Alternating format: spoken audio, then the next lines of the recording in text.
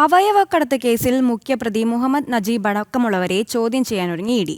റിമാൻഡിലുള്ള പ്രതികളെ ജുഡീഷ്യൽ കസ്റ്റഡിയിൽ ചോദ്യം ചെയ്യാൻ കോടതിയിൽ അപേക്ഷ നൽകും. സ്വകാര്യ ആശുപത്രികളിലെ റെയ്ഡിൽ പിടിച്ചെടുത്ത ഡിജിറ്റൽ ഡിവൈസുകൾ സൈബർ ഫോറൻസിക് പരിശോധന നടത്തും. വ്യാജരേഖ ചമച്ചുള്ള അവയവ കച്ചവടത്തിലെ മുഖ്യകണ്ണി നജീബ് അടക്കം 7 പേരെയാണ് പോലീസ് അറസ്റ്റ് ചെയ്തിരുന്നത്.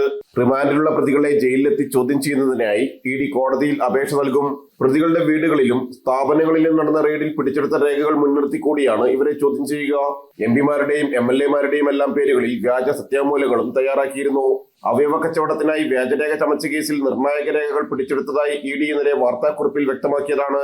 ഏജന്റുമാരുടെയും ഇടനിലക്കാരുടെയും അക്കൗണ്ടുകൾ മരവിപ്പിക്കുകയും ചെയ്തിരുന്നു. ആശുപത്രികൾ നടത്തിയ അവയവമാറ്റ ശസ്ത്രക്രിയാ വിവരങ്ങൾ, ദാതാക്കളുടെയും സ്വീകർത്താക്കളുടെയും വിവരങ്ങൾ, ജില്ലാതല അനുമതി സമിതിയുടെ അംഗീകാരത്തിനായി സമർപ്പിച്ച രേഖകൾ എന്നിവ ഇഡി പരിശോധിക്കും.